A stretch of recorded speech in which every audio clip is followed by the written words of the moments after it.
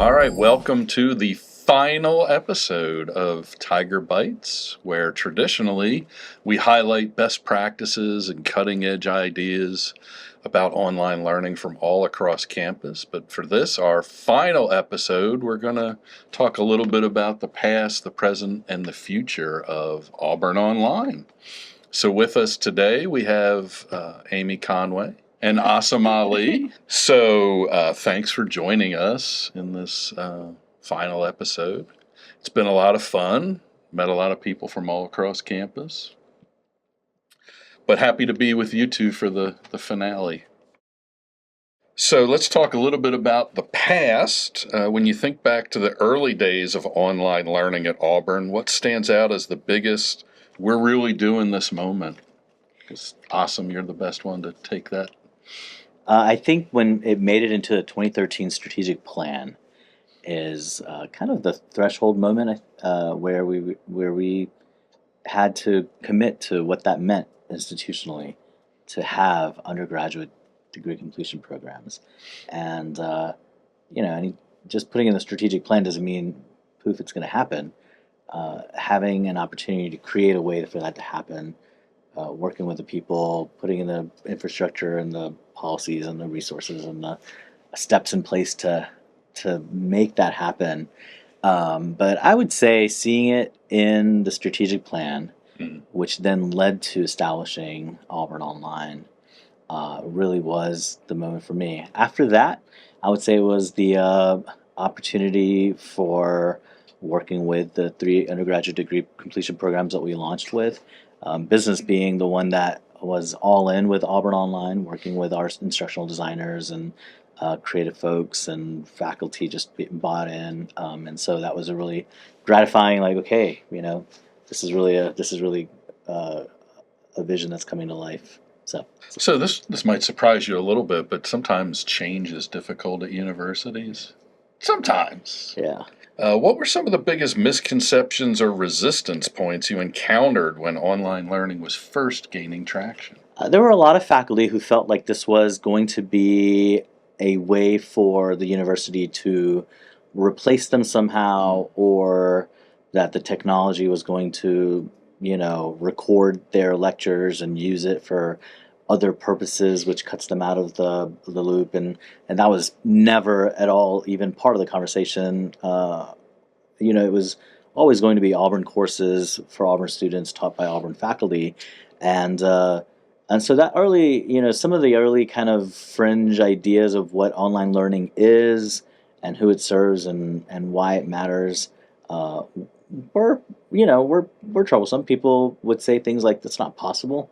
And, we would say things like, there are other places that do this, so I think it's possible. But having to, then for them to, rightfully so in some cases, challenge us to say, is there a better, why are we doing this, or how are we going to do this? And then being able to work together with them to determine what's a better solution and what's the outcome that looks like, what would work best for Auburn. So we got to that outcome. We got to the good solution from that perspective. And if we look at the present, I think Auburn Online is pretty much accepted throughout the ranks of the faculty as a valuable resource.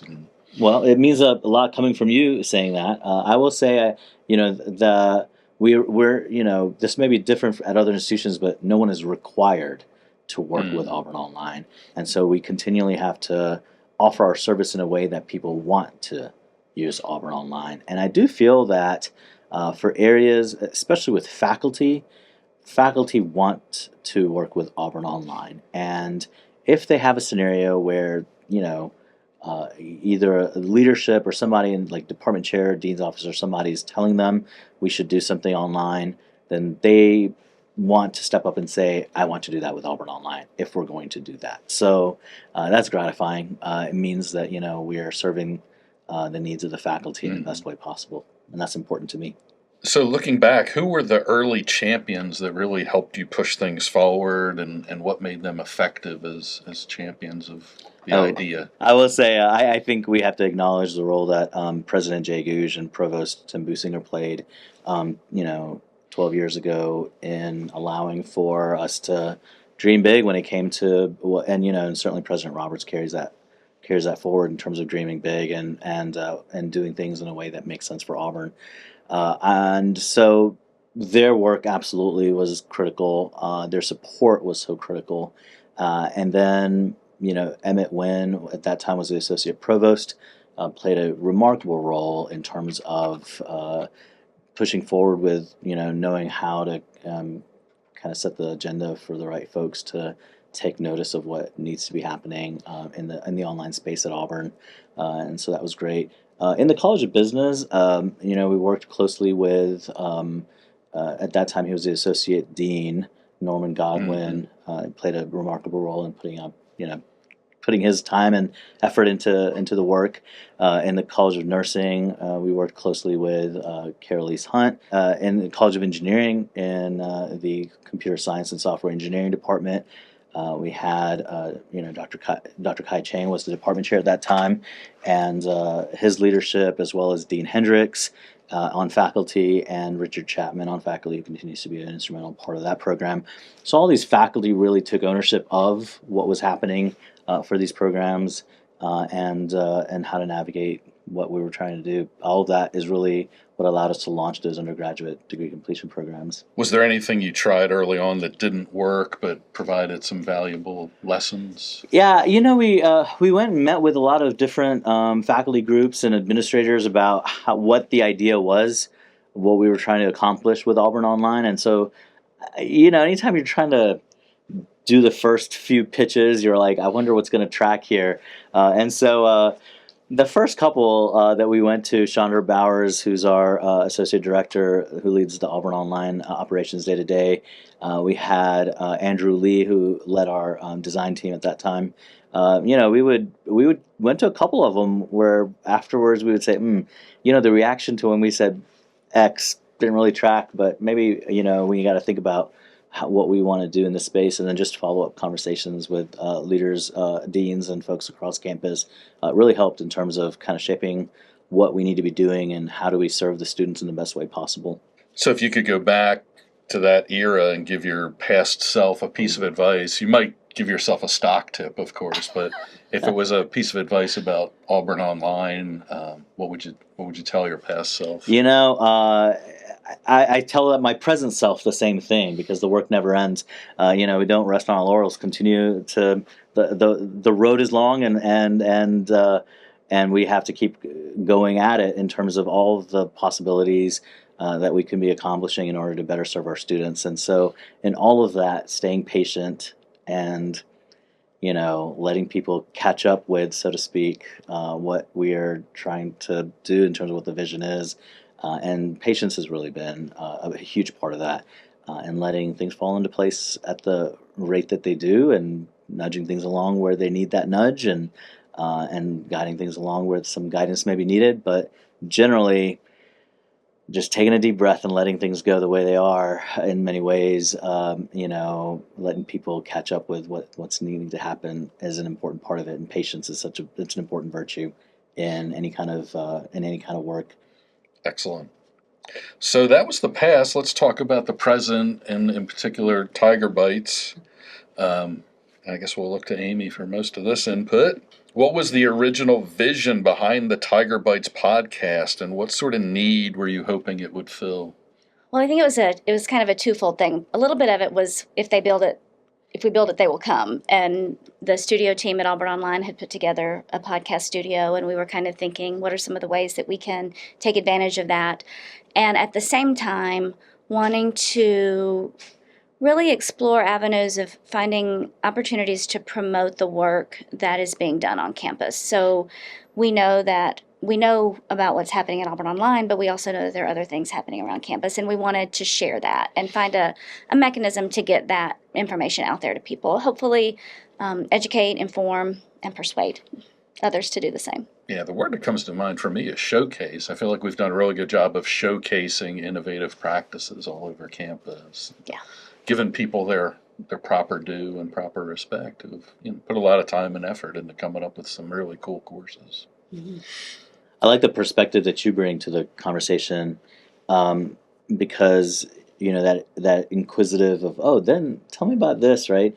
somebody in Auburn Online who's working day to day on that project may not see that same perspective. So you doing those interviews was really helpful for me to watch those episodes and be like, oh, I didn't think about that aspect of it in that way. The way you asked the question, maybe. Thank and the you. way I it was answered. appreciate So, that. yeah, it was good. Very kind. Amy, how did you decide on the format with, shorter episodes rather than, some podcasts will go for an hour or two in an episode?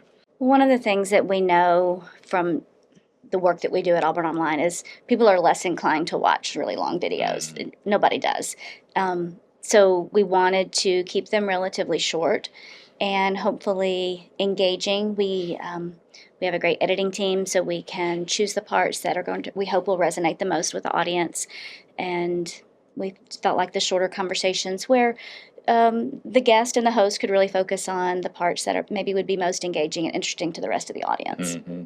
Now, we may have covered this a moment ago, but in your view, what has TigerBytes done particularly well? I think what you said about showcasing, Yeah. I think it has done a really good job of showing a lot of different areas of campus and what's being done. So I think we've talked to faculty from all over campus, and I think that's been great to see that it's not to find those pockets of innovation throughout campus. It was interesting and rewarding when people started requesting to be on. Yeah. We didn't have to necessarily go out and solicit everybody. People were stepping forward saying, hey, I'd really like to be featured because I think I'm doing cool work. Right. Agreed. And we've had guests who then suggest other guests. Mm-hmm. And so that's been fun to see. Well, let's take a look at the future, maybe the next 5 years or so of Auburn Online. When you look ahead, what excites you the most about the future of online learning at Auburn? Yeah, to me, online learning, at the heart of how we do online learning at Auburn, is about our access mission. It's about elevating the work that's happening on campus and in a brand enhancing way. So taking that trademark classic undergraduate Auburn experience or graduate Auburn experience and building access to it for more potential learners. And the shifts that we see coming for online learning or just all learning are really, if we are able to embrace them in a way that is true to who we are, then it'll allow us to elevate the quality. It'll allow us to serve more learners and really serve that access mission in a newer and better way. So I'm excited about that aspect of it. Beyond AI, are there any major trends or technologies that you think will have a big impact over the next 5 years? Yeah, I think that immersive learning seems compelling to me from the perspective of not necessarily being in a virtual world. I think the novelty of that wears off quickly, but the idea of being able to experience what we're trying to do, and we hear about this growing trend of experiential learning. Experiential learning has been around for a long time in different ways. How do we more intentionally design for experiential learning opportunities for students in every course, not just, oh, I signed up for that one, internship or one thing in a lab or whatever it may have been, but really, can we feature some form of experiential learning at all critical learning moments throughout courses, throughout a curriculum? And I think immersive learning gets us closer to that. That's one example. There are several others in terms of some of the enabling technologies that we're seeing based on artificial intelligence, certainly, but that's an angle of it.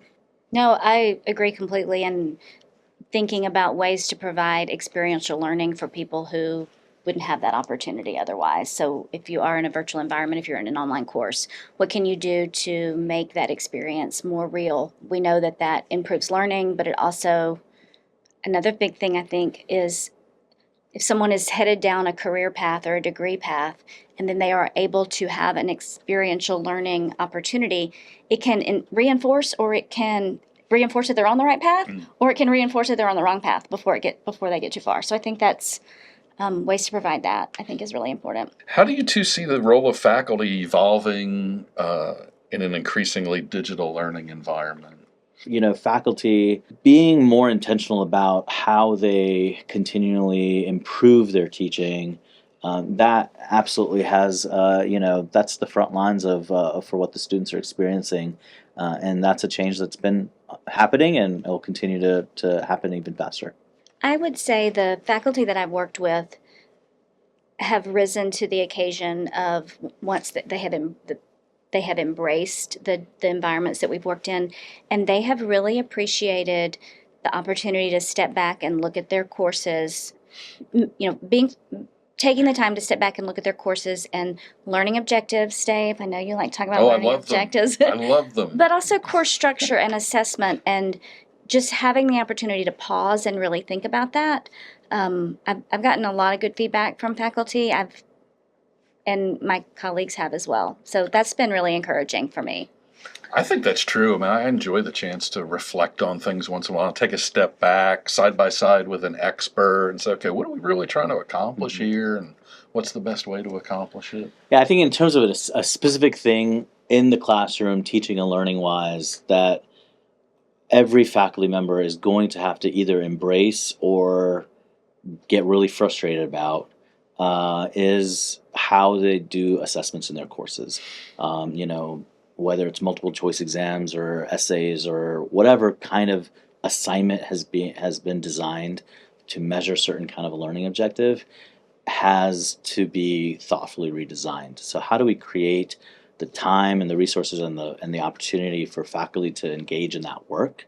And that is probably the most critical challenge in the teaching and learning space that we have to wrestle with now and into the near future. What do you think the next generation of students is going to expect from an online environment that maybe today's students don't? So, looking 5 or 10 years down the pike. The personalized learning, as Amy mentioned earlier, I really think that's going to be a key element of how we deliver learning. So it's no longer about here's a generic example or here's here are terms to know in generically defined ways. More and more, we're going to start seeing curated and personalized experiences online. And if students are getting that everywhere else, then they're going to expect that in their courses as well. And so the truly well-designed learning experiences, whether they're online or face-to-face or hybrid or whatever they may be, will take into account what the student's trying to learn and how it personally affects them in terms of their professional goals and where they may be. And I think also we're already seeing this, but instructor responsiveness and instructor presence in an online environment, I think will continue to be important to online students. I think we're seeing that now. As you were saying, they're used to curated content, they're used to responsiveness. Students do not want to be taking a course where they feel like there's no person behind it or the content could have been written by anybody. I think they're increasingly savvy about what is AI generated, and they want to know that there's a person there. Yeah, and I think every semester I get a few notes from students. Hey, I really appreciate you send us an email weekly, and you let some of your personality show through, talk a little bit about sports, that kind of thing. They definitely want to know that there's a real person there. Yeah. It's not just a canned presentation. Last question. Where do you see Auburn having the opportunity to lead in the online space? Maybe we're doing it already. Yeah, in many ways, leading nationally is a way. I think where we can lead and where we do right now lead is we are not letting technology or any kind of evolution of that technology define who we are. It's much more about what is Auburn, what is our mission, what is our purpose and what are our values, and that's what the students come for. And how do we espouse those, keep those values, and incorporate thoughtfully the way that we use different kinds of technologies or different kinds of platforms or different kinds of resources to further the learning opportunities for our students, but do that in a way that still upholds our values and doesn't lose the character of who we are as an institution. And that's something that's important to me and will continue to be important to the work that we do. Well, to use a cliche, I think the future is bright. Yeah. And I appreciate you folks giving me the opportunity to host this podcast for the last couple of years. It's been a lot of fun. Thank you.